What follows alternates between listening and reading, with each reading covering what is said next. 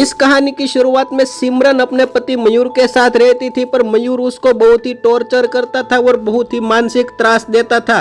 सिमरन को वो कहीं भी बाहर नहीं निकलने देता था और कहता था कि तुम्हें हमेशा घर में बंद रहकर ही रहना होगा, और वो बहुत उसे मारता था। इतना मारता था कि उसकी चमड़ी उधेड़ जाती थी। ये सारी बात उसके बगल में जो रह रहे पड़ोसी पत्रकार दक्ष, उसने एक बार जो उसके कमरे में गए तो उसने ये सारी हालत उसको ही देख ली। तभी पत्रकार दक्ष ने निश्चय कर लिया कि मैं इसके ऊपर क्राइम स्टोरी लिखूंगा, क्योंकि पत्रकार दक्ष एक क्राइम रिपोर्टर थे और वो पिछले कई सालों से उसमें एक्सपर्ट भी हो चुके थे। एक बार पत्रकार दक्ष की पत्नी चाय लेकर आई और कहने लगी कि आप फिर से क्राइम रिपोर्टिंग चालू कीजिए और इसमें आपका टाइम पास भी हो जाएगा। इसमें इस तरह से आप रिटायर होकर बैठेंगे तो अच्छा नहीं लगेगा, और पूरे दिन आप घर में ही रहते हैं तो आपका ध्यान भी अच्छा नहीं रहेगा। इसके बजाय आप कुछ काम शुरू करेंगे तो आपको अच्छा रहेगा। दूसरे दिन पत्रकार दक्ष जब अपने ऊपर वाले कमरे में गया तो फिर से उसने खिड़की खोली और देखा तो मयूर अपनी बीवी सिमरन को कहाँ घसीट कर जा रहा था। तभी पत्रकार दक्ष नीचे आए और वो अपने कमरे से बाहर गए तो तभी उसने कहा कि मैं बाहर जा रहा हूँ। जब वो बाहर गए तो उसने सिमरन को मयूर के साथ कहीं जाते हुए देखा और अच्छे से देखने लगे। तभी दो लड़के वहां खड़े थे, वो कहने लगे कि भाभी ने तो पूरा माहौल बना दिया। तब पत्रकार दक्ष उस आवारा लड़कों को डांटते और कहते हैं कि दोबारा यहाँ पर दिखाई मत देना वरना अच्छा नहीं होगा। ऐसा ही रूटीन चलता रहा। पत्रकार दक्ष अपने ऊपर वाले कमरे में जाते थे और सिमरन अपने कमरे में कुछ न कुछ कर रही होती थी। इस बार सिमरन अपने कमरे में डांस कर रही थी और दूसरे दिन सिमरन जॉगिंग वाले सूट पहनकर जॉगिंग करने के लिए गई तो वहां पर पत्रकार दक्ष भी पीछे पीछे चले गए। तब सिमरन को अपनी सहेली के साथ बात करते हुए सुना और सिमरन कहने लगी कि मेरा तो आखिरी सांस ही अब मुझे मरना ही होगा, क्योंकि मेरा पति मुझे बहुत ही टॉर्चर करता है और मारता है। जब दूध वाला दूध देने के लिए आया तो पत्रकार दक्ष वहां पर आए और कहने लगे कि तुम सिमरन भाभी को सबसे पहले दूध देने की तैयारी करो, मैं तुम्हारे मालिक के साथ बात कर लूंगा। ऐसी बात आसानी से कहकर पत्रकार दक्ष सिमरन को कहते कि कोई भी काम हो तो मुझे बता देना।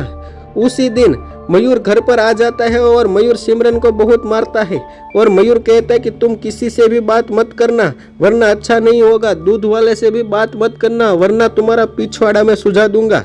ऐसा कहकर वो उसे बहुत मारता है। तभी सिमरन पत्रकार दक्ष को गार्डन में मिलती है और कहती है कि इसका कोई मुझे सॉल्यूशन निकालना ही होगा वरना मुझे ही मरना पड़ेगा। तभी वो सारी बातें मयूर देख लेता है और मयूर सिमरन को घसीटते हुए घर पर लाता है और कहता है कि आज से तुम्हारा जॉगिंग करना भी बंद। आज के बाद तुम कहीं भी जॉगिंग करने गई तो तुम समझ लेना कि मेरा हाथ ही उठेगा। ये सारी बात पत्रकार दक्ष उसके घर पर आकर सुन लेता है और पत्रकार दक्ष और सिमरन एक साथ बैठ जाते हैं। सिमरन ने कहा कि मैंने कई बार खुद को मिटाने की भी कोशिश की, पर मेरा इतना जिगरा नहीं है कि मैं खुद को मिटा सकूं। तभी उसकी बीवी पत्रकार दक्ष की बीवी उसके पार्टनर को लेकर उसके कमरे में आते हैं तो पत्रकार दक्ष उसके कमरे में नहीं थे। तो फिर उसकी बीवी कहती है कि जब से इसने क्राइम रिपोर्टिंग शुरू की है तब से वो काम में ही इतने बिजी रहते हैं कि वो कुछ ध्यान नहीं दे पा रहे हैं।